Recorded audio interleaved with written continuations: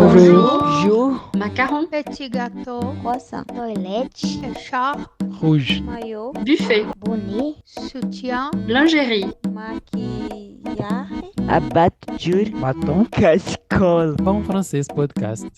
Décolonisons nos regards. Salut tout le monde, comment allez-vous? Soyez les bienvenus à ce nouvel épisode. Aujourd'hui, je suis très heureux. Je suis hyper bien accompagné en fait.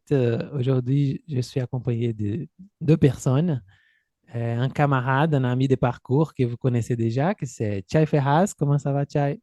Bonjour, ça va tout le monde? C'est un plaisir de revenir ici à Pão Francês Podcast, le meilleur podcast francophone du Brésil. Oui, c'est gentil, hein. Merci beaucoup, Chai, d'avoir accepté cette idée d'épisode d'aujourd'hui et pour tout l'aide que tu m'as donnée, en fait, hein. Voilà. Et on est très content, en fait, de recevoir aujourd'hui avec nous Abdallah Taya. Comment ça va, Abdallah? Bonjour, bonjour à vous toutes et tous au Brésil et dans le monde. En fait, merci beaucoup d'avoir accepté notre invitation. On est très heureux de pouvoir parler avec toi. C'est vraiment un plaisir, hein. C'est très gentil de ta part. Tout le plaisir, moi aussi. Merci énormément d'avoir pensé à moi. Ah, voilà. Bon, Abdallah, toujours ici, en fait, on commence avec la première question à tout le monde, que c'est, Abdallah, qui es-tu à la queue de la boulangerie? On n'a que des boulangeries, je pense à tous les petits pains au chocolat que je vais acheter.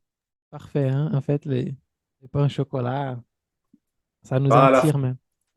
Et sinon, comment tu te présentes au monde si je demande qui est Abdallah? Une question qui devient de plus en plus compliquée pour moi parce que maintenant j'ai 49 ans et que j'entre dans l'âge où je remets en question beaucoup de choses. Mais disons, l'essentiel, c'est que je suis marocain. Je suis né au Maroc en 1973 dans une famille qui parle en arabe, comme tous les Marocains, comme la plupart des Marocains, dans une famille aussi très pauvre, très nombreuse, beaucoup d'enfants. Nous sommes 9 enfants et je suis le huitième. Et voilà, donc j'ai l'impression que c'est ça ce qui me définit le plus, que je suis né dans une famille immense, par contraste avec ma situation actuelle en France, que je vis tout seul. Et accessoirement, je suis aussi écrivain. Et voilà. Mais l'essentiel, si je devais me définir, c'est ces premières années avec la famille et la découverte du monde avec eux. Oui. Ah, déjà, c'est très intéressant ces contrastes, hein, avoir une famille nombreuse et après être seul dans un pays étranger. Euh, donc, c'est tout étrange, en fait, pas seulement le pays. Ah oui, oui, oui. Ce qui me manque le plus, c'est de ne pas décider de tout, euh, qu'il y ait d'autres gens qui viennent généreusement vers moi sans arrière-pensée. Oui, Ici, la vie en France, pour moi, à Paris, est souvent synonyme de trop de réflexion par rapport à une situation administrative, par rapport à ce que je dois manger, par rapport à une réflexion trop tournée vers moi. Et je dois avouer que j'arrive à un âge où je ne suis plus complètement dans la satisfaction de ce moi. J'ai envie de voir d'autres voix en moi. Et vivre en Europe, vivre à Paris, cela n'aide pas à retrouver ces voix, en tout cas physiquement autour de moi. Donc, d'où ma nostalgie assumée pour ce monde qui était extrêmement pauvre, avec énormément de difficultés dans lequel je vivais quand j'étais enfant et adolescent. J'ai un manque de physique des corps qui étaient autour de moi, le fait de vivre tous ensemble, le fait de d'expérimenter, par exemple, les difficultés tous ensemble, trouver une stratégie tous ensemble pour, pour juste avoir de quoi manger, par exemple. Que la journée, soit quelque chose de collectif et non pas une traversée individuelle comme je le vis maintenant à Paris depuis presque 23 ans. Oui, oui, c'est beau de t'écouter parler ça, mais c'est vrai, hein. Je pense que là aussi la jeunesse, elle nous pousse à découvrir le monde tout seul. On pense seul, seul, seul tout le temps. Et après, c'est vrai normalement, on est censé faire ces tours-là et penser, bon, c'est bon d'être seul hein, maintenant. Je pense que j'aimerais être accompagné aussi, hein. C'est très paradoxal. C'est qu'à un moment donné dans la vie, on ait envie de partir et fuir. Et puis on se retrouve quelques années plus tard bloqué dans dans une impasse, voilà, individuelle ou une impasse existentielle qui fait déclencher en nous un manque, non pas un manque pour le système qui nous a opprimés, mais un manque juste physique. Là, moi, je parle justement des corps des autres. Euh, j'ai été entouré par le monde. C'était pas un monde qui me comprenait en tant qu'homosexuel. C'était pas un monde fait pour les LGBTQ+, mais c'était en même temps un monde qui, euh, qui avait ses propres difficultés, qui luttait.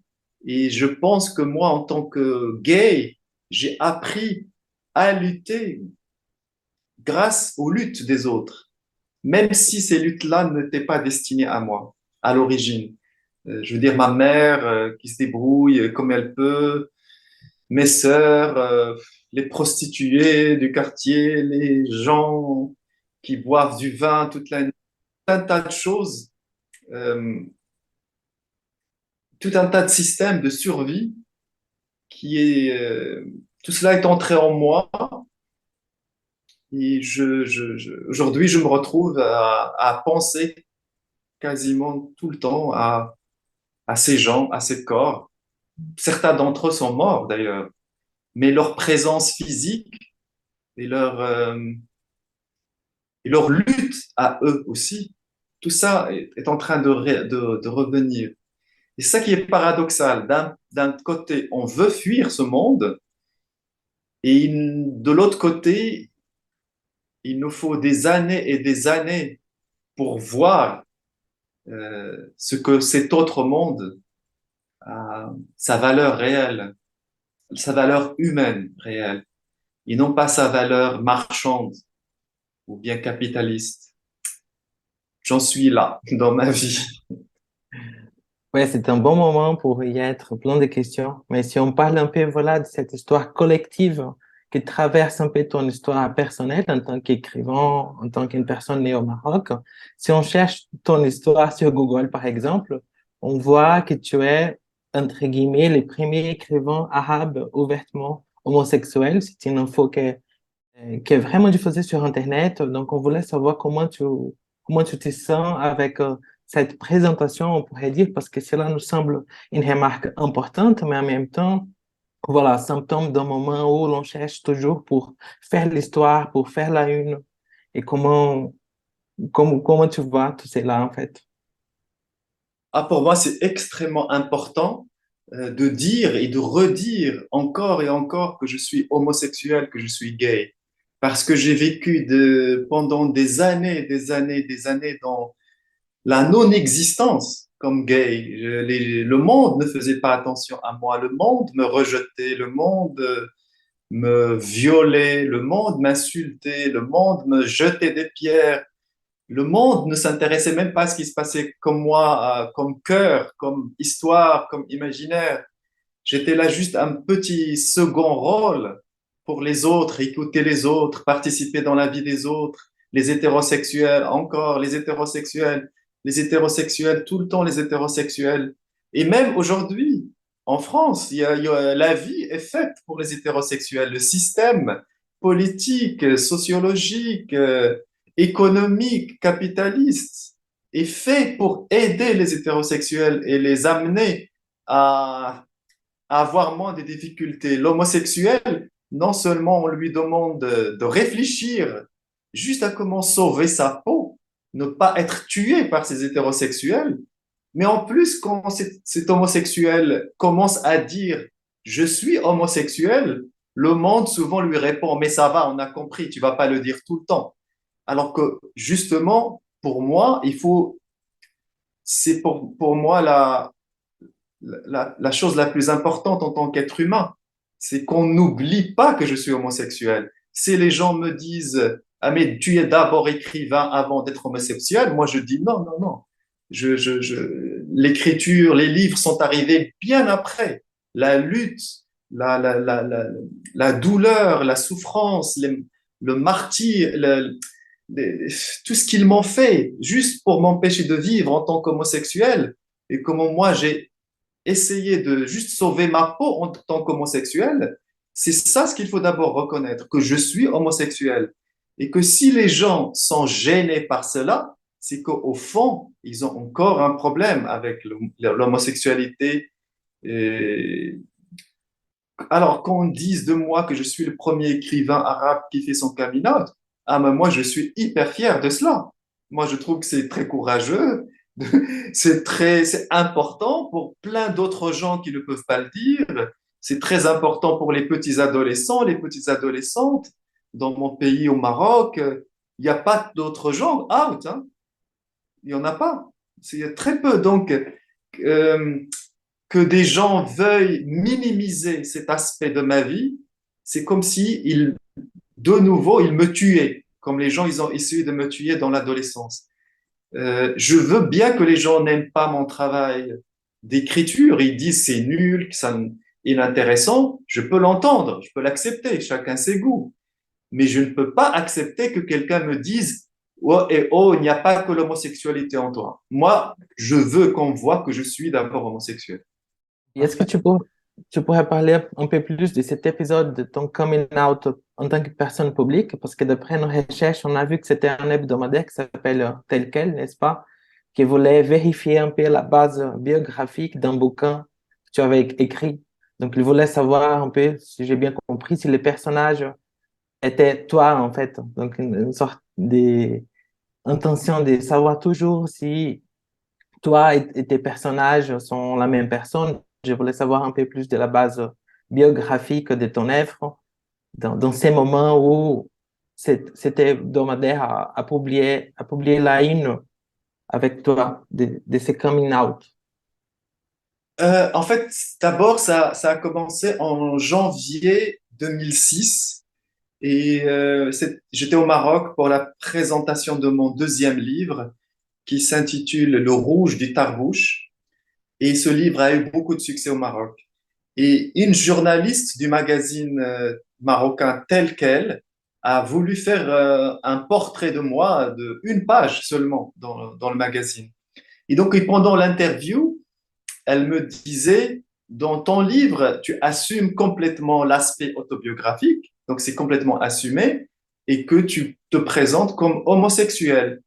Et elle a été franchement très gentille. Elle m'a dit, est-ce que tu m'autorises à dire dans mon article que tu es homosexuel? Elle n'a pas été violente, hein. Elle était très respectueuse et elle voulait être sûre que cette information qu'elle allait écrire dans l'article n'allait pas, que j'avais qu'elle avait mon accord pour cela. Or, quand elle m'a posé cette question, je savais qu'elle me donnait la possibilité de faire mon coming out en tant qu'être humain, qui utilise la littérature pour l'aider un petit peu, pour que les gens, les autres l'acceptent, qu'ils se disent, bah, au moins il est écrivain, il fait quelque chose dans sa vie, mais du coup, on peut pas lui enlever le droit de dire qu'il est aussi homosexuel. Donc cet article est sorti en janvier 2006, c'était juste une page, et c'est cette page-là qui a déclenché un scandale au Maroc. Et après, j'ai donné d'autres interviews dans deux journaux marocains en arabe, et cela a amplifié le scandale. Et depuis ce moment-là, j'ai compris, alors que je n'avais absolument pas prévu ce coming out, que j'étais dans un moment historique à mon échelle à moi, à l'échelle d'Abdelataya, à l'échelle de ma vie, que j'étais dans un moment où je ne pouvais pas, à partir du moment où j'étais out, je ne pouvais plus les laisser dire n'importe quoi sur moi, sur les homosexuels, sur les lesbiennes. Donc j'ai pris, à partir de février 2006, tout cela avec, d'une manière très sérieuse. Pour répondre, parce que les gens, jusque-là, il y avait personne qui incarnait l'homosexualité. Donc, je ne pouvais pas laisser des journalistes me réduire à des clichés, ou bien, j'avais d'ailleurs l'impression tout le temps que je ne faisais que rectifier, donner les bonnes informations, les guider d'une bonne manière, révéler quelque chose. Euh, et depuis ce temps-là, j'ai l'impression que mon coming out, donc c'est depuis 2006, il ne s'est pas et c'est pas encore terminé, puisqu'il faut tout le temps, je sais pas comment dire, parfois, souvent, même quand on dit les choses clairement, ça n'entre pas dans la tête des gens. Et il faut encore et encore revenir sur, sur la question, expliquer. Et avec le temps, je dois avouer que c'est devenu, je sais pas comment dire, plus je vois la réaction même de mes amis par rapport à la vie d'un homosexuel ou bien d'une lesbienne, plus je vois à quel point ils ne savent rien. Et ils ne se posent même pas de questions. Alors que nous, moi, en tout cas personnellement, je suis envahi par les récits de vie des hétérosexuels, par leur mariage, leurs enfants, les anniversaires, les grands-parents, tout ça, ça n'arrête pas. Et ils n'ont jamais, alors que j'ai 49 ans, ils ne prennent quasiment jamais le temps pour venir vers nous. Ils nous posaient les questions et s'intéressaient à nous. Donc, depuis que je vois qu'il y a un manque terrible d'intérêt pour nous, que j'ai envie, moi, de renforcer l'aspect homosexuel, de révéler encore plus les récits de vie, raconter encore plus les histoires, dire cela, non pas pour leur prouver eux quelque chose, mais parce que j'estime que maintenant j'ai le droit de le faire. J'ai le droit, ce n'est pas pour eux maintenant que je veux expliquer les choses. J'ai le droit de le faire et que ce droit, je le mérite. Je n'ai plus besoin de leur autorisation pour que je parle. Je le fais parce que j'ai fait le nécessaire pour avoir cela. Parfait, hein? Ouais, tu profites du scandale qu'ils ont essayé de créer pour scandaliser un peu plus. Pas seulement scandale, Parfait. provoquer peut-être, je Ouais, veux ouais. bien, mais juste révéler, dire, ne sortir nos vies de l'ombre, leur ombre à eux. Parce que eux, par exemple, j'ai tellement d'amis, filles ou garçons, qui, une fois qu'ils se marient, mais ils nous tournent complètement le dos. Ils s'engouffrent dans ce tunnel hétérosexuel et tout d'un coup, nous, on n'existe plus pour eux. Et tout d'un coup, on voit à quel point ce monde est totalement fait pour les hétérosexuels. Le système encourage l'hétérosexualité et va vers l'hétérosexualité, alors que les homosexuels sont abandonnés à un moment ou à un autre tout au long de leur vie et que leurs histoires ne comptent pas. C'est ça ce que le monde nous dit tout le temps. Et quand on essaie de leur dire, mais oh, regardez, vous ne nous posez pas de questions, ils vous disent, mais non, tu te trompes, on t'aime. Voilà, c'est tout ce qu'il faut qu'on entende. On t'aime, on t'accepte, point, pas plus. Or, or et c'est cela peut-être le plus important, les récits de vie, les histoires des gays, des LGBTQ+, sont encore un grand continent inexploré. Il faut bien que quelqu'un explore et fasse remonter encore plus ces histoires.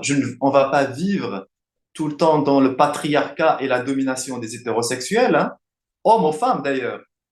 Oui, oui, j'ai utilisé le thème scandalisé parce que eux, oh, en fait, nous, parce que moi, je suis hétéro aussi, donc je dois m'y mettre. Nous, on, c'est ça, on sent ces sentiments des scandales, mais c'est juste une vie que tu présentes, une expérience de vie qui existe, comme tu as dit, hein. C'est pas, c'est Oui, même mais peut-être. le problème des hétérosexuels, c'est que le monde fait tellement le travail pour eux, et ils préparent les choses intellectuellement pour eux qu'ils n'ont même pas à se poser la question pour les autres. Et donc, c'est toujours les autres qui non seulement doivent expliquer aux hétérosexuels, essayer de convaincre les hétérosexuels, et que ces hétérosexuels ne veulent pas être convaincus. À un moment donné, on s'arrête. On se dit, mais pourquoi je vais passer ma vie à chercher la bénédiction de ma sœur, ou bien de ma mère, ou bien de ma tante, ou bien de mon oncle hétérosexuel? Basta, et même s'il est homophobe, qu'il s'éloigne de moi et qu'il a exercé son homophobie loin de moi, moi, je vais me concentrer sur quelque chose de beaucoup plus important, c'est l'écriture et la révélation d'histoire, non pas pour le convaincre lui hétérosexuel ou bien elle hétérosexuelle, mais juste parce qu'il faut les dire et les mots, et qu'à un moment donné, la vie nous appartient à tous. Voilà, le monde nous appartient à tous. Donc, on va pas, le LGBTQ+, ou un transgenre ne va pas passer sa vie à chercher un petit peu de tendresse de la part d'un hétérosexuel qui se croit plus important parce que le système est de son côté à lui ou à elle. Il y a quelque chose d'extrêmement triste et en l'occurrence scandaleux que les hétérosexuels ne veuillent pas se remettre en question par rapport à ce qu'ils font aux autres, les autres minorités, et que ce sont toujours ces minorités qui sont dans l'obligation d'expliquer les choses aux hétérosexuels. Et ces hétérosexuels ne veulent même pas entendre. Donc, à un moment donné, on leur dit, juste éloignez-vous de nous. Et on n'a pas besoin de votre droit et de votre légitimation et de votre légitimité. On va l'apprendre et l'exercer par nous-mêmes. Euh, Par nous-mêmes. Voilà, c'est en cela, ouais, j'en suis là dans ma vie et dans mon Oui, écriture. Ouais, il faut redistribuer un peu la violence parce que les scandales, la violence est ailleurs en fait. Donc il faut, c'est à vous ça. Ce qui est scandaleux en fait, c'est la réaction que vous avez quand je parle d'une chose complètement naturelle. Voilà, j'aime bien ce point de vue. oui, Oui, le scandale, c'est vous, c'est pas moi. C'est vous, c'est votre ignorance, c'est votre petit esprit, c'est vous qui ne vous rendez pas compte à quel point vous êtes privilégié, à quel point le système est à votre côté. Dès que vous vous mariez, on vous fait un mariage, les parents sont là, les grands-parents sont là. Quand vous faites des enfants, c'est comme si c'était l'enfant roi. Tout ça, alors que l'homosexuel ou le lesbien, le transgenre passe toute sa vie à vivre toutes ces étapes de la vie tout seul, sans le soutien économique, sans le soutien symbolique de la famille, de l'État. Il fait tout ça tout seul et à la fin, l'hétérosexuel a l'audace de revenir pour vous dire expliquez-moi ce que c'est l'homosexualité. Mais bah, c'est ça le vrai scandale, que l'hétérosexuel ne veuille pas euh, renoncer un petit peu à ses privilèges et en même temps juste réfléchir à ses privilèges et comment, à partir de ces privilèges, il, il rejette les autres. Il rejette, il les écrase, il les tue. ouais. Bon, tous ces parcours-là, euh, le parcours qu'on a suivi pour être là aujourd'hui, en fait, nous trois, a commencé avec Antoine Didier qui a parlé de toi, de ton œuvre et tout. Et après, on a lu le livre C'est lui qui est digne d'être aimé, ton livre. Et je prends ce que tu viens de dire parce on l'a lu sur Kindle et on a acheté le e-book sur Amazon Brésil. Et là-bas, c'est possible de voir l'extrait le plus souligné par les lecteurs. Donc, on a cité ici, on aimerait savoir qu'est-ce que tu en penses parce que je pense qu'il y a vraiment une relation avec tout ça qu'on vient de dire. L'extrait le plus cité sur Kindle, Amazon Brésil de ton livre, c'est, bon, je cite, je suis homosexuel, tu m'as mis au monde homosexuel et tu as renoncé à moi. C'est de ta faute, tout cela. Oui, entièrement de ta faute. Ce malheur interminable, ces malentendus permanents, ces sentiments que je ne peux pas exister vraiment quelque part. Pourtant, je suis toujours là, 40 ans entre deux pays, la France et le Maroc, sans repère fixe, sans amour sûr, sans histoire légitime, à moi et rien qu'à moi. Je suis perdu depuis le départ, dans ton ventre déjà, en France encore plus que jamais. Voilà, qu'est-ce que tu en penses? D'abord, le livre, il est composé de 4 lettres. Et cette première lettre, elle est adressée par le héros, donc un Marocain homosexuel qui vit à Paris, qui est immigré à Paris. Il adresse cette lettre à sa mère, qui est déjà morte. Et donc, lui, il estime que puisque maintenant on est au stade de la mort, il faut donc parler au niveau de la mort, c'est-à-dire la vérité absolue. On va plus faire des petites conversations de salon bourgeois. Donc, on va parler de la vérité absolue. Donc, c'est à cette échelle-là qu'il parle à sa mère. Et ce qui sort est évidemment très dur. Puisque tu es maintenant dans la mort, et bien maintenant, on va parler réellement. Il y a des gens qui ont dit que peut-être qu'il était méchant avec sa mère. Mais en fait, non.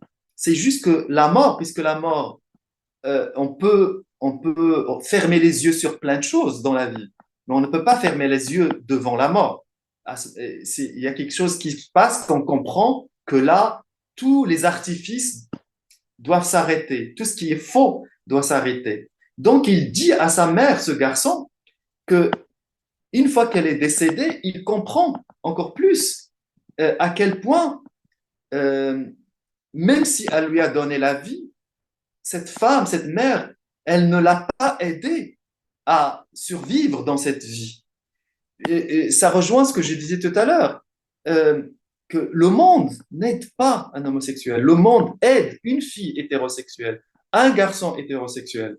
Mais à imaginer ce que ça veut dire pour un petit garçon ou bien une petite fille qui a 6 ans, 7 ans, 8 ans, 9 ans et qui comprend que le monde ne va pas l'aider et que la solitude et que la perte vont commencer là, alors qu'il est à peine au début de la vie et qu'il ne peut pas s'adresser à ses parents pour l'aider, qu'il ne peut pas s'adresser à son professeur, qu'il ne peut pas s'adresser aux voisins. Le sentiment d'être totalement abandonné, il naît là, quand cet enfant, alors qu'il n'est encore qu'un enfant, il voit que le monde entier, le système du monde est totalement contre lui.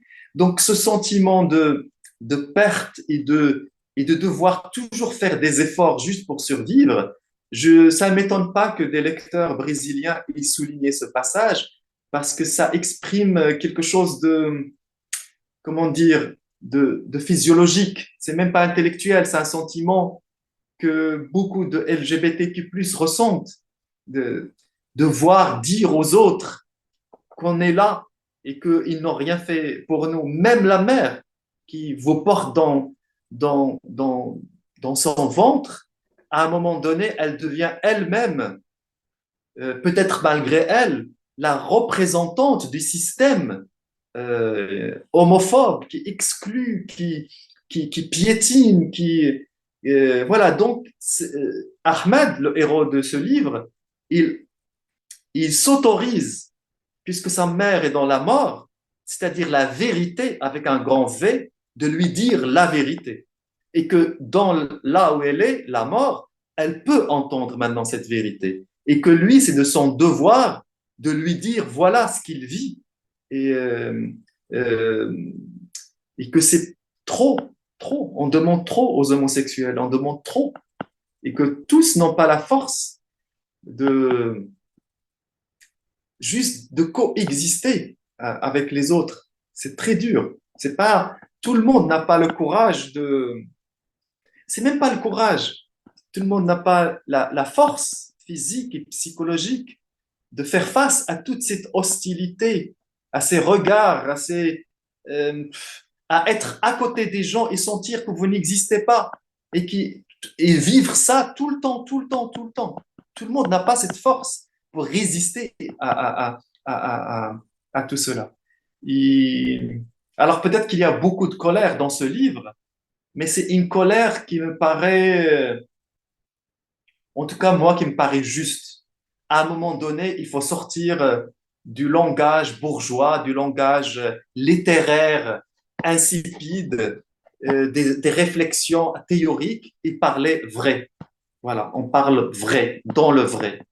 Et je pense que parfois, les gens, quand ils vous entendent parler vrai, même quand vous êtes en colère, mais vrai, à ce moment-là, peut-être que quelque chose se produit dans leur tête et dans leur cerveau.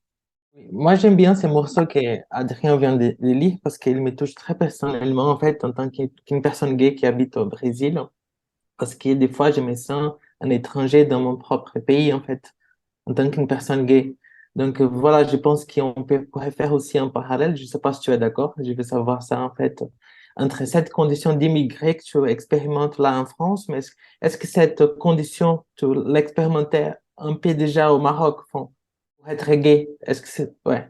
Alors, le problème, c'est qu'en même temps qu'on vit cette expérience d'exil intérieur dans son propre pays, mais en même temps, le monde n'est que ce pays-là. C'est-à-dire, c'est un monde-là qui vous impose l'exil intérieur, mais les signes de ce monde, les choses de ce monde, c'est cette maison dans laquelle vous habitez, cette nourriture que vous mangez tous et toutes.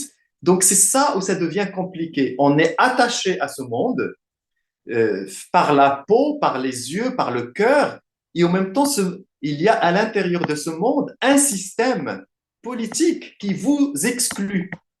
C'est ça qui peut vous rendre fou et qui nécessite une force inouïe pour ne pas sombrer, ne pas tomber. Donc l'exil intérieur, il ne vient pas, pour ce qui me concerne moi, du Maroc en tant que terre, en tant que ciel, en tant que maison, mais ça vient d'un système politique qui est installé entre nous et qui fait que nos parents, nos sœurs, nous ne comprennent pas. C'est-à-dire que le système politique utilise les êtres les plus proches de vous pour les retourner contre vous. Et c'est ça le plus dur, qu'un enfant, une adolescente, sente beaucoup d'amour pour sa mère ou pour son père, mais en même temps, son père et sa mère sont les représentants de l'autorité du pouvoir. Donc, comment faire la différence entre ces deux choses-là? Comment parce que c'est impossible de se détacher complètement des choses. On ne peut pas se dire mon père m'a donné une gifle, donc il n'est plus mon père. Ce n'est pas possible. Et il y a en nous toujours un attachement pour ce père ou pour la mère. Mais au milieu de cet attachement, il y a aussi ce que tu as dit, cet exil intérieur, cet exil. Donc, oui, l'exil intérieur, mais ça, je pense que tous les LGBTQ+, pourront témoigner de cela aussi bien que moi, peut-être même mieux que moi, déjà dans leur propre pays. Et le problème, c'est que cet exil s'intensifie, s'exacerbe avec l'âge et même quand on arrive en Occident. Pour moi, parce qu'à la limite, je deviens un arabe, un musulman. Donc, on est vu en France, en tout cas, comme un corps inférieur aux blancs, les Français blancs. Donc, du coup, je peux être très cultivé, je peux écrire des livres, mais pour plein de gens, je reste un arabe, c'est-à-dire un noir, un asiatique. Il y a une infériorisation de nous, même ici en Occident. Donc, l'idéal de la liberté, de l'égalité en Occident, c'est un mythe, c'est une illusion. Et dès qu'on arrive à Paris, en tout cas pour ce qui me concerne, tout de suite on comprend qu'on est vu comme inférieur aux autres. Donc il faut faire encore des efforts incroyables. La même histoire recommence.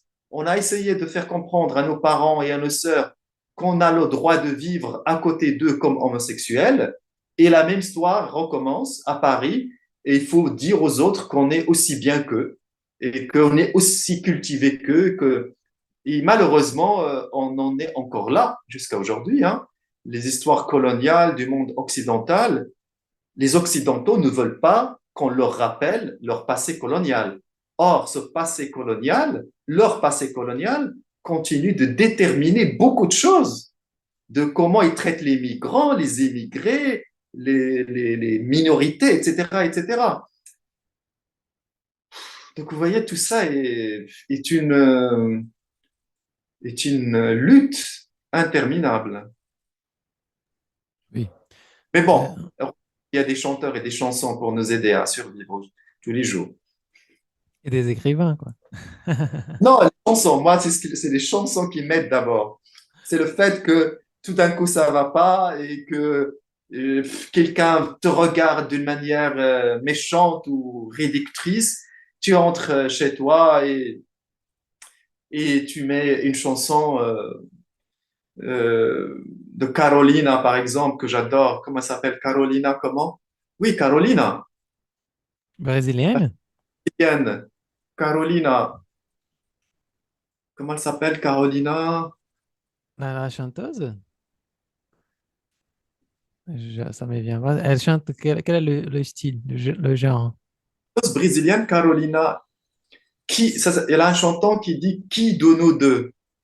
Il y a une chanson Ah, Ana brésilienne. Carolina. Oui, Ana Carolina. Ouais, ouais. Voilà, Ah, Quem de voilà. nós Oui, dois? Qui de nous deux, en fait. oui, Ouais. exactement. voilà. Chanson. À chaque fois que je ne vais pas bien, j'écoute cette chanson. Ah, c'est cool. J'adore Anna Carolina. Voilà ça. Moi, c'est ce qui m'aide à survivre au quotidien.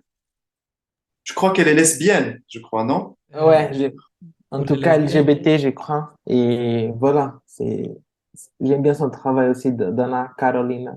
Dans cette chanson précisément. Et il y a aussi une autre chanson avec George So.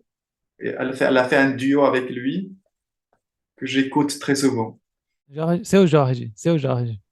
George, elle a fait un duo avec lui. Oui, non, c'est parfait, hein, les duos entre les deux, c'est incroyable même. Ah, c'est cool. Oui, mais la chanson. Mais en fait, j'ai parlé des écrivains aussi parce que quand moi, tu as parlé tout à l'heure de cette sincérité qu'il y a dans le livre, c'est lui qui est digne d'être aimé. Quand j'ai lu ce livre, je l'ai dévoré en fait. Je ne pouvais pas m'arrêter de lire parce que je sentais vraiment que j'avais devant moi un, le sentiment de quelqu'un à chaque lettre, hein, avait vraiment le sentiment ouvert, le cœur ouvert et vraiment cette vérité, cette sincérité.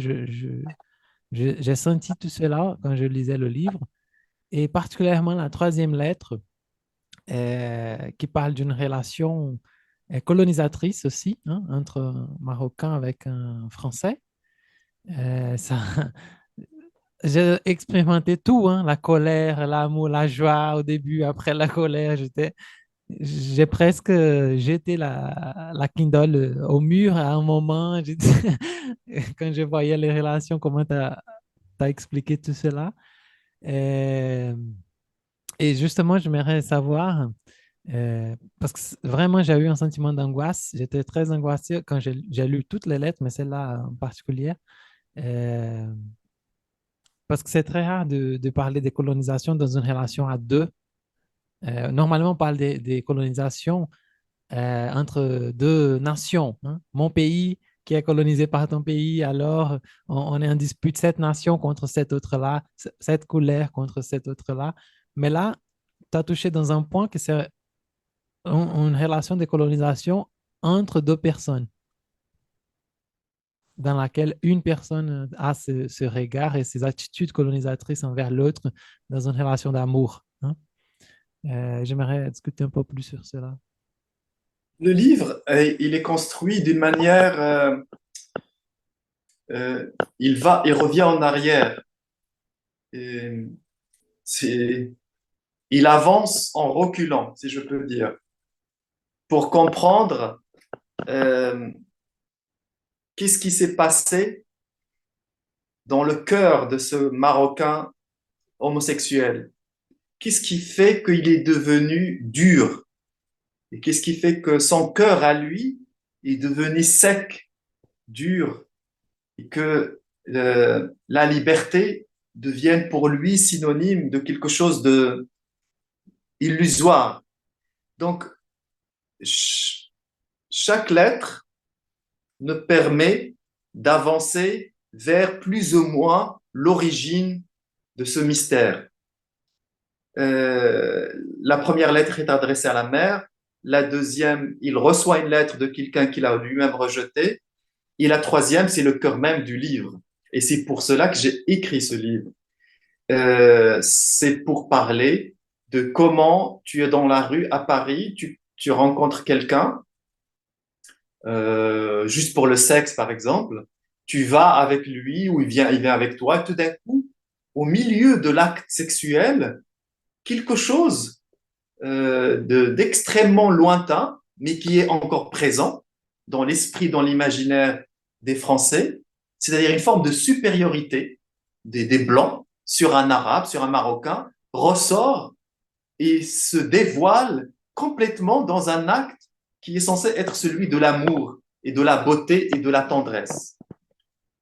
Comment quelqu'un qui, parce qu'il fait des études dans des grandes écoles parisiennes et françaises, parce qu'il lit les grands écrivains français, il connaît parfaitement la culture française, peut s'autoriser à aller dans un pays comme le Maroc, anciennement colonisé par la France, choisir un petit adolescent et l'amener à Paris et essayer de le transformer en une petite chose française.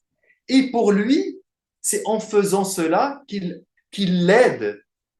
Il croit qu'il est en train d'aider le Marocain à devenir libre, alors qu'en fait, il est en train juste de le recoloniser. Et qu'est-ce qui fait qu'un Français, même jusqu'à aujourd'hui, en faisant cela, ne se rende pas compte de cet acte de recolonisation qu'il est en train de faire? Le livre interroge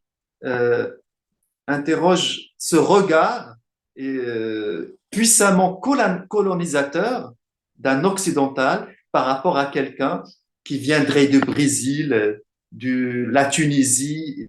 Et qu'est-ce qui fait qu'un Marocain, tout de suite, devient soumis dans cette relation?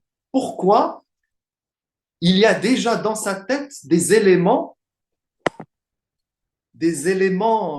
politiques qui fait dès qu'il voit ce Français, il considère déjà ce Français supérieur à lui, alors que ce Français pourrait être qui est, je sais pas, moins cultivé que lui ou moins sensible que lui, etc.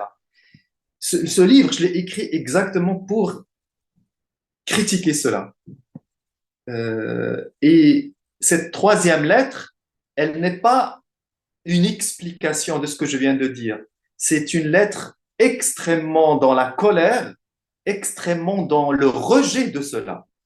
C'est-à-dire qu'il n'essaie même pas d'expliquer maintenant, Ahmed n'essaie pas d'expliquer à Emmanuel ce qu'il lui a fait. Il lui dit, voilà ce que tu m'as fait, voilà ce que tu as reproduit sur quelqu'un comme moi, et je te dis, toute la violence que tu as exercée sur moi, je te la rejette en plein face, en plein figure, et je pars. C'est un acte d'une nouvelle et réelle émancipation. Alors, cette émancipation n'apporte pas pour autant la joie dans la vie d'Ahmed, mais au moins il est dans un acte de colère juste qui lui permet d'avoir le courage et l'audace de dire cela à un Français blanc. Et moi, de l'écrire dans un livre. D'une manière directe et, comme tu l'as dit, sincère. Alors, si tu as ressenti qu'il y a la sincérité dans ce livre, c'est pour moi la chose la plus essentielle. Que les gens sentent comme si ces lettres étaient écrites pour eux. C'est-à-dire, c'est pas seulement de la littérature, c'est plus que cela. C'est quelque chose que l'enjeu de ces lettres, c'est la vie, c'est nos vies. Ça se passe en nous, là, en ce moment, entre nous. Ah oui, non. Bien joué alors, parce que ça a marché très bien. Au moins, en tout Alors, cas. ça, je suis heureux. Oui, et même moi, comme je disais, je ne suis pas homosexuel, mais j'ai ressenti tout, même les choses plus particulières, je crois qu'aux LGBT, plus, je disais, waouh, cette sincérité, elle transpassait même, c'était possible de sentir, et moi particulièrement m'a touché cette chose de la colonisation. Et, Et, et c'est ça, Mais hein. peut-être que c'est aussi un thème très important au Brésil, hein, ça t'a touché, Oui, et tout à que fait. n'est pas encore sorti de tout cela, malheureusement. On a l'impression que c'était loin, mais la réalité quotidienne du Brésil, de ce que je sais du Brésil, tout ça est loin, et très, très loin d'avoir été réglé. Entre les noirs, les blancs, sont les degrés de noirceur, les degrés de blancheur au Brésil et ce que cela crée comme injustice. Les Indiens, tout cela, ce que crée comme injustice intolérable. C'est pour ça que ce livre a rencontré du succès au Brésil. C'est qu'il y a quelque chose de brésilien dans ce livre. Des colonisés quand même. Et cette chose aussi parce que ce petit-là, il a vu dans ce français peut-être, parce que c'est une chose dont on discute beaucoup aussi euh, dans les mouvements de négritude, par exemple.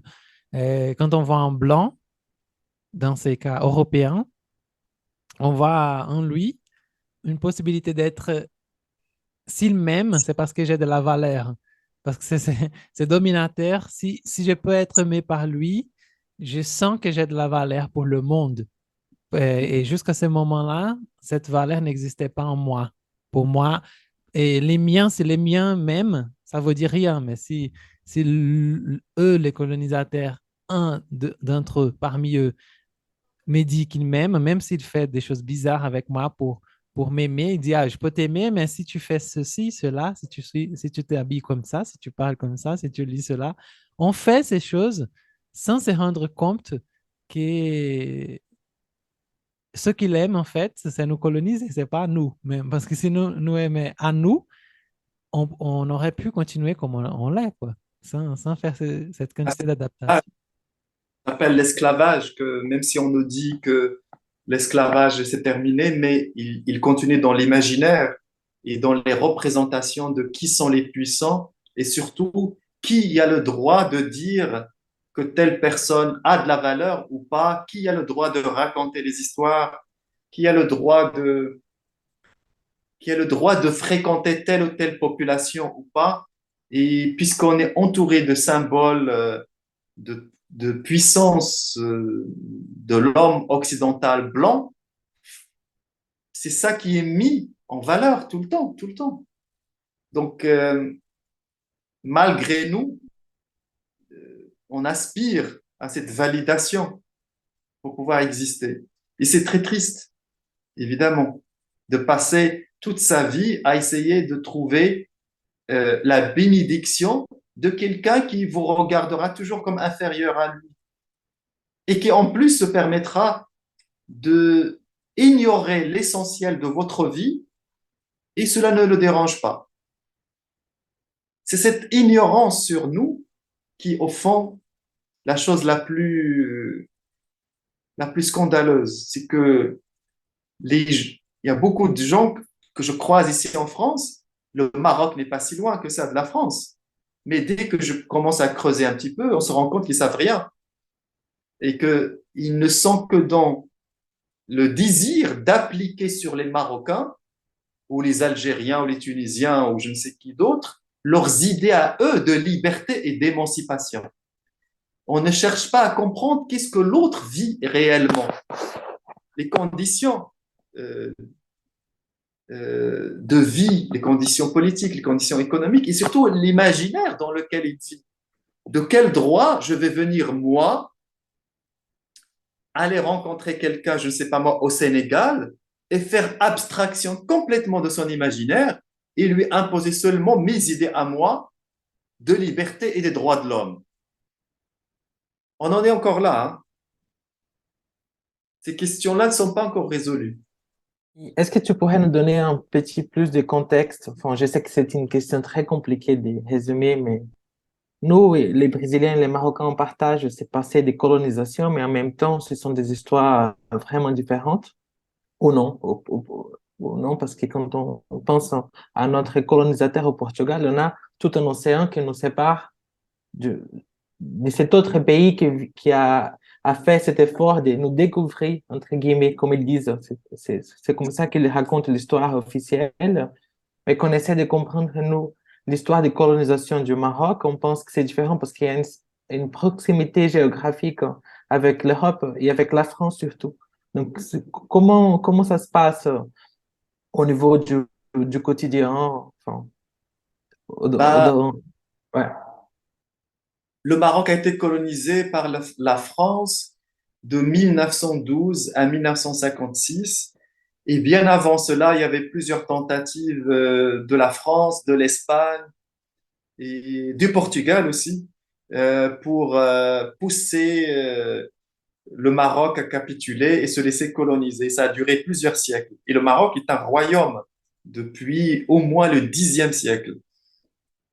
Donc c'est un royaume qui n'a pas toujours été stable, mais c'est un royaume. Il y a eu plusieurs dynasties. Pendant la colonisation française, la France a changé complètement le Maroc. Géographiquement, la constitution même du Maroc a été changée. Et puis surtout, et c'est ça le plus terrible, c'est que la France, en partant du Maroc, a laissé la langue française à l'intérieur du Maroc comme une langue bourgeoise pour séparer les Marocains qui parlent français et les Marocains qui ne parlent pas français. La plupart des Marocains ne maîtrisent pas complètement le français, mais en même temps, ils vivent dans le sentiment que parce qu'ils ne maîtrisent pas le français, parce qu'ils n'ont que la langue arabe, donc ils sont inférieurs.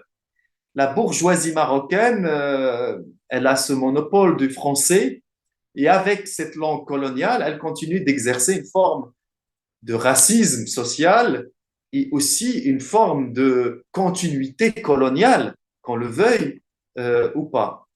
Et le français, jusqu'à aujourd'hui, moi, est une langue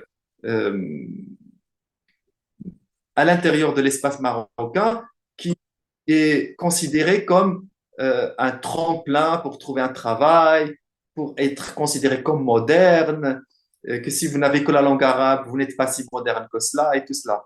Donc voilà le contexte dans lequel moi-même je suis né, parce que moi je suis né dans une famille qui ne parlait que la langue arabe, ce qui est normal, hein. Mais moi-même j'étais colonisé par l'idée que pour pouvoir m'en sortir, pour pouvoir trouver du travail, pour pouvoir m'élever socialement, il fallait apprendre la langue française. Et à un moment donné, il fallait même, j'ai compris qu'il fallait écrire en langue française pour avoir une certaine valeur dans la société marocaine. Heureusement pour moi, et c'est pour cela que je disais au début de notre rencontre, que ce que j'ai vécu au début avec ma famille, mes sœurs, tout ce monde autour de moi, cet imaginaire-là et ces histoires-là étaient tellement forts que c'est cela qui est sorti et qui continue de sortir dans ma littérature et dans mon écriture, même en français. J'ai appris le français et j'ai écrit en français, mais je ne suis pas devenu soumis à la langue française. Je ne suis pas devenu inférieur dans la langue française. Je ne considère pas ma mère comme inférieure à Catherine Deneuve, par exemple. Voilà, c'est ce. Et ça, je ne l'ai même pas cherché, je n'ai même pas eu à faire des efforts pour l'avoir dans ma tête.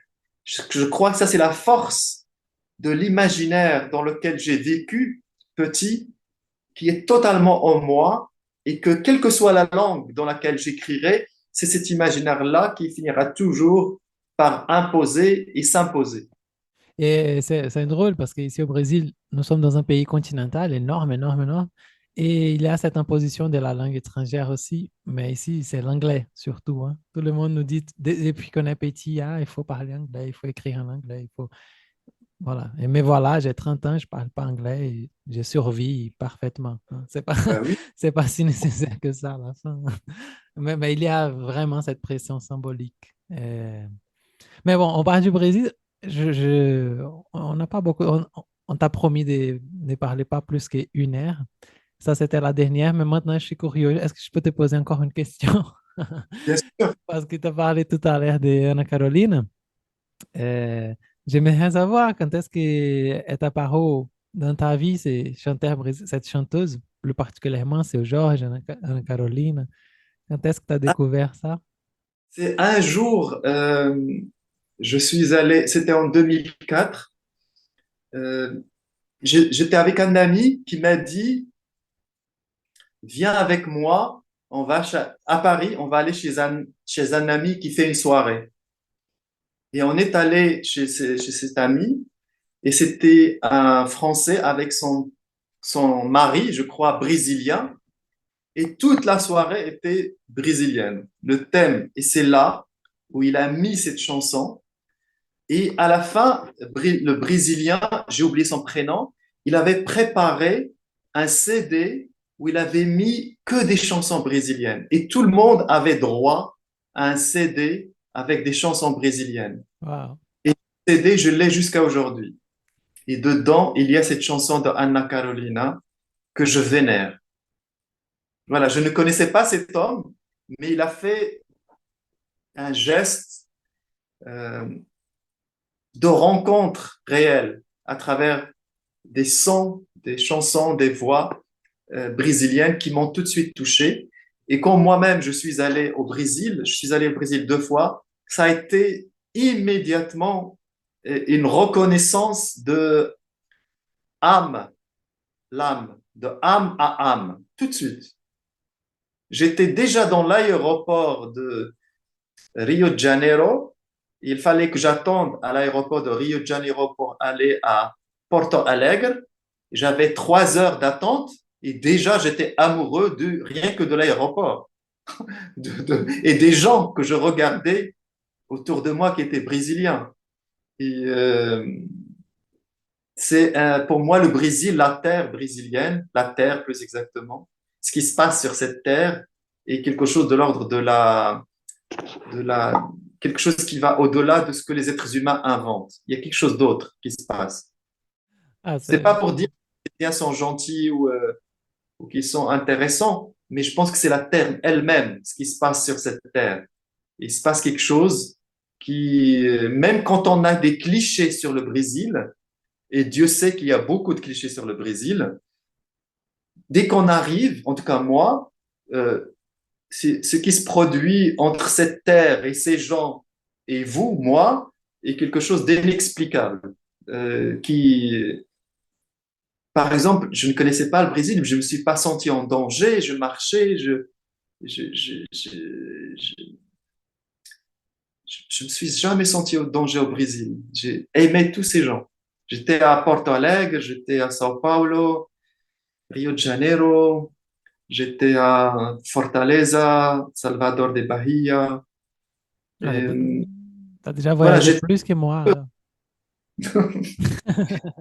mais tout ça en très peu de temps. Donc, il faudra que je revienne pour des périodes plus longues. En fait, quand je suis allé au Brésil, j'ai compris que je ne savais pas grand-chose sur le Brésil. Et j'ai éprouvé une forme de honte en moi parce que du coup, ça veut dire que même mes connaissances à moi sur le Brésil passent par le filtre occidental. Et que je ne connaissais vraiment du Brésil que ce qu'on racontait sur le Brésil ici. Et que du coup, vous voyez, donc il y avait une déformation dans ma tête sur ce que c'est réellement le Brésil et les Brésiliens. Et j'ai éprouvé une forme de honte. Je ne connaissais pas tant que ça le Brésil. Et ma rencontre, en tout cas, je vous le dis, c'était dans l'aéroport. Alors, c'est pas un aéroport extraordinaire, l'aéroport de Rio de Janeiro, c'est juste un aéroport, il n'y a rien de spécial. Et pourtant, les 3 heures que j'ai passées là, j'ai compris que c'était un pays pour mon âme. Et que là, je sais pas comment dire, il n'y avait pas de barrière. Il n'y avait pas de barrière dans l'âme. Il y a sûrement des barrières sociologiques, politiques entre les Brésiliens. Ça, je ne vais pas le nier, ça c'est sûr. Mais au-delà de cela, malgré ces barrières, il y avait quelque chose de l'ordre de l'âme qui exprime et qui invite même quelqu'un comme moi. J'ai éprouvé, quand j'étais à Porto Alegre, donc parce que je ne suis pas resté tout de suite à Rio de Janeiro, j'ai pris l'avion pour aller à Porto Alegre. Et là, pareil, je connaissais personne. Et Dieu sait que Porto Alegre, ça n'a rien à voir avec Fortaleza, ou c'est un autre monde. Mais même là, j'ai éprouvé la même connexion avec l'âme de ce pays et de ces gens. Et je passais mon temps à marcher. Et même parfois, même les gens, quand ils faisaient la queue pour monter dans le bus, je faisais la queue avec eux juste pour éprouver ce sentiment des Brésiliens qui attendent juste pour monter dans. Je voulais vivre des choses comme les Brésiliens, pas lors de la vie de tous les jours. Enseigner au Brésil, ça, j'ai ce rêve-là. Enseigner un jour au Brésil. Ah, ça serait sympa, quoi. Oui, c'est intéressant parce que ces gestes que ton ami, pas un ami, c'est même pas un ami, que le copain d'une amie, en fait, que cet homme-là a fait, de t'offrir un CD, c'est vrai qu'on a cet amour pour la musique, c'est une chose qui, je pense que ça passe par tout le Brésil, hein. On écoute de la musique, c'est une chose qui unit vraiment le pays, hein. Il y a des musiques qui viennent des régions que je pense que peut-être dans ma vie, j'irai jamais, tellement c'est loin de ma ville. Euh, mais il y a des chansons qui arrivent ici, qu'on chante, qui, si on va là-bas, ils vont chanter. Si tu viens ici, on va chanter. Si on va au sud, parce que je fais bien au centre du Brésil. Si on va au sud, on va chanter la même chanson. Et ce geste qu'il a fait, c'est vraiment, tiens, ça c'est un petit morceau du Brésil. Si tu écoutes ça, tu vas comprendre un petit peu ce qui se passe là-bas. Et c'est vrai, hein, ça a marché. Parce que C'est un très, très beau geste. Oui, oui. Moi, je pense que c'est la musique brésilienne qui souvent est la représentative du pays ailleurs. Enfin, si on parle des arts, c'est la chanson brésilienne dont on parle souvent à l'étranger, et même au pays, comme dit Adrien, c'est elle qui est responsable pour faire ces liens entre les régions des fois. Mais là, enfin, on pourrait parler par des airs en fait, mais il faut qu'on arrive un peu à la partie finale de la conversation. Donc, est-ce qu'il y a une question qu'on n'a pas faite que tu voulais répondre? Non, on a dit beaucoup de choses. Ouais, c'est bon, c'est bon. C'est vrai qu'on a parlé beaucoup de choses. Mais sinon, ici au podcast, toujours à la fin, on demande aux interviewés de nous recommander quelque chose. Un bouquin peut-être, tu as lu une chanson, ou un film, une série télévisée, je sais pas. Est-ce qu'il y a quelque chose qui t'a marqué récemment? Oui, un film pakistanais qui s'intitule Joyland. Il a été au Festival de Cannes l'année dernière. C'est un film LGBTQ+. C'est extraordinaire sur une histoire d'amour entre un homme pakistanais et une transgenre. C'est un film, pour moi, c'est un chef-d'œuvre. C'est un film d'une beauté inouïe, très subtile, loin de tous les clichés qu'on a sur le Pakistan et qui nous fait découvrir un monde. C'est très, très, très beau. Joyland. Je le recommande très fortement. super. Et, et tu as sorti un film aussi récemment, non? Oui, j'ai réalisé un film qui s'appelle Salvation Army, l'armée du salut, avec un héros homosexuel au Maroc. Vous voulez le voir? Je peux vous l'envoyer si vous voulez. Ah, ça Oui, serait oui, très je vais bien. bien en fait, parce que moi, je l'ai cherché sur Internet. Je pense qu'elle a été exhibée au Brésil une fois. Oui, je Ouais, vais vous ouais. l'envoyer par email. Merci, merci, Ah, c'est c'est gentil. gentil. Oui. Obrigado.